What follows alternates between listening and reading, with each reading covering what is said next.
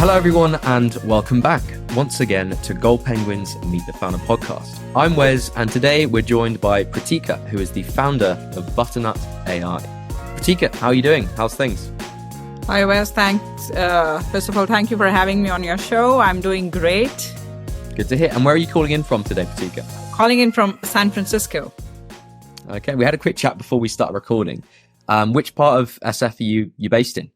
I'm based in Potrero Hill. Okay, I'm not entirely sure what that is. Is that in the city or around the bay somewhere? In the city. It's the sunny part of San Francisco. Fair. For reference, I've got like the Wharf, Salesforce Tower, and Lombard Street. That's about it. So if it's near one of those three, I might know. If not, no idea, basically. Oh. So could you just tell us about yourself, sort of your professional history, a bit of education background? Are you from SF originally? Just anything like that, basically, if you could.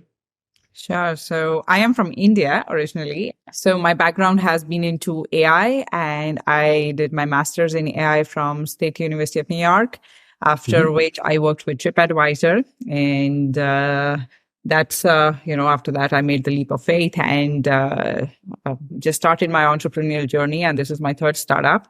The first one was a tech services company. The second one was a D2C brand. And this is the third one. Exciting stuff then. And which part of India are you from originally then? I am from Chandigarh, which is Punjab. It's in North India. Okay, fair play. And you came to the US originally to study, you said? Yes, I came to US to study, and then I started in New York, worked in Boston, then I was in India for a couple of years, and now I am here, San Francisco. Okay, very cool. And in terms of sort of being in the SF like sort of area and the whole lifestyle that comes with it, what sort of things do you tend to do in your free time in terms of hobbies or, when you're relaxing and not trying to work through an 80-hour work week with your businesses, I guess? What do you get up to? So to relax, I go on hikes with my friends and I do a lot of water activities as well. And when I'm just chilling, I would love to pick a book and read. Okay, so I'm very keen to hear more about Butternut. So if you could just for the listeners, give us a quick sort of maybe summary of what it is and who it's for, if you could. Sure. So Butternut AI, it's a generative AI platform where you can build your website in just 20 seconds. And it's for anybody who's looking to launch their business or who has, people who have a business and they want online presence. So you just need to go on Butternut AI, put in your business name and just a few relevant keywords, and we'll generate the entire website for you. Then you can go and edit the website as you like and go ahead, link your domain name, and in 5 minutes, you are online.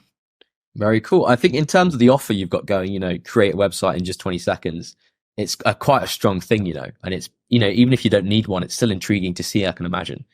Who's your sort of average user of the tool? Is it, you mentioned obviously the SMEs. Can you scale to quite bigger businesses as well? Or who's the average person that uses Butternut? Yes, currently SMBs and freelancers are using our platform. As we evolve, enterprises will be using Butternut as well. And you mentioned, obviously, you've got the two, you studied AI at university, and this is your third sort of startup journey. Where did the idea come from? Was it a mix of the two, or maybe you had this idea when you were studying and you thought, with the prevalence and the way things are going with AI, this is, something you could work on, or where did it come from? So when these LLM became mature, the world of possibilities just opened up. And being an AI engineer, I was thinking, what's that problem that I could solve for people? And what's the bigger problem that I want to solve is, can people build softwares with just text prompts? Like, can you build something as complex as an app like Uber or Airbnb just with prompts? But to start somewhere, we had to start somewhere. So building websites was the lowest hanging fruit we went after. And we started experimenting with it, and we built our own models to generate these websites, and we launched it. And that's how, Very cool. And when you say we, how big is the team at the moment? We are currently 5 people working on Butternut. Very cool. And did that start with just you originally, or you sort of built the team from the get-go and maybe sort of scaled a bit, or has it always been the 5 or just yourself? Oh, no, we are 3 co-founders and then 2 people came later. Oh, sweet. Okay. Just to paint maybe a clearer picture for people listening. Let's say I own a very sort of traditional brick and mortar business in SF. You know, I paint houses for a living. If I want to use Butternut to create a nice, flashy and quick and simple website for my business, what does that process look like for me? So the process looks like you go on to butternut.ai, and let's say you have a store where you sell chocolates. Hmm. And or it's a cafe. So you go on to butternut.ai, you put in your business name, and you put in a few keywords that are relevant to your business or what kind of business you are doing. That's it. And we don't need like a paragraph. You just put in just a few keywords so that our algorithm can understand what exactly it is. Just click on try, and the website will be ready in 10 to 15 seconds. Very cool. And in terms of sort of customization post that, is there a sort of editorial kind of side of things where you can go and chop and change, or, you know, is everything quite adaptive in that sense, or is it just the sort of standalone thing you get delivered? Yes. So the entire website is fully customizable, and we are launching new features every week. So we launched 12 weeks ago only. So we are launching new features every week. Right now, what you can do is you can edit any section. You just need to click on that section and it will show you options to regenerate or edit. So you can edit the text, you can regenerate the text, you can regenerate images, you can regenerate sections, you can upload your own images, you can hide certain sections. Everything can be done. And then you can go ahead and link your domain name. Okay, very cool. And in those 12 weeks so far, how many users are you seeing at the minute, sort of on a monthly So basis? currently we have more than 110,000 users, and more than Oh, wow. 250,000 websites have been generated on Butternut. Fair play. Congratulations. Quite a sort of swift journey, I imagine. Obviously, sort of, you know, those 12 weeks have probably been absolute mayhem for you. Can you walk us through? You mentioned obviously there's a few features as well you've been updating. How has Butternut changed in that sort of since the time of launching? You know, what are the milestones you've seen along the way in that sense? So how Butternut has evolved is when we launched, we thought only non-techies are going to use our platform. But what surprised me was even tech people, they wanted to use Butternut because building a website was never a delightful experience for anyone. But when they build on Butternut, it's like, oh, there's the magic, and they can get done with it in like 5 minutes. So the product has evolved. And we are talking to customers all the time. We are trying to understand what they require. Now, what we are doing is, since each business has a different requirement, we are building the entire app store, just like the Apple App Store, where we'll be providing different integrations, which businesses can integrate with their store on Butternut. Okay. And in terms of pricing, I've saw obviously there's a free version, there's the premium and enterprise. Could you run us through the different sort of levels of service in that sense between the three? Sure. So you can always go on butternut.ai and try the product for free. You can edit the website as many times as you want. That's all for free. But when you want to link your domain name and go live, that's where the subscription kicks in. The subscription includes hosting, SSL, all security privacy features, SEO optimizations, and you can unlimited, edit your websites. So trying is for free, but taking it live is like $20 subscription. Okay. I'm interested to know as well, sort of the back end of things. So I'm not sure if you're into development yourself, but is it drawing in sort of several different APIs from language models and other AI tools, or how does it work to actually generate the site on your end? Mm-hmm. So yeah, for the infra part, we have built our own models so that we can provide a lot more customizations in terms of content and the kind of website that is built. So we have worked a lot on building those. And of the five of you, you said three are co-founders. Is there sort of different roles between the three of you? So one's more technical side, for example, one's the marketing side, or, you know, how's the split looking? Yeah, two of us are like highly technical, and one person is the one, he's talking to users, setting the product vision, and taking care of the marketing. And with a team as well, you mentioned there's two others at the minute. Do you think you'll be growing with more team members soon at all? Is there plans for that? Yes. Next 3 months we are fully focused on building the product, but as we grow, we are going to get in a lot more people. We need more helping hands to grow aggressively. I can imagine. Again, the number you gave, 110,000, is quite astonishing for 12 weeks with the number of users. A lot of founders we speak to, again, the key thing they tell us is that you have to be so adaptive and reflective on the feedback you're getting. So if you've got a sample size of 110,000 people giving you feedback, I can imagine that's great. You know, what percentage of those people that are using it are you able to listen to and shape and, you know, change the tool as it is in their vision to be more helpful for them? Is there quite a lot of feedback in the process? So there's a lot of feedback on what exactly, how people are using Butternut and what exactly, in the longer run, how would they like the product to evolve. So if you see my calendar is booked with user calls early in the morning. So I don't even know what time zone I'm operating in because we have users from across the world, majorly in the US, but then a lot of people in Asia, in Africa, in Europe, they are using our product. And so yes, I'm talking to customers almost all All the hours time of the and day. listening to listening to how they're using Butternut, what the business is about, how what extra things do they need, and we are setting our product vision with that.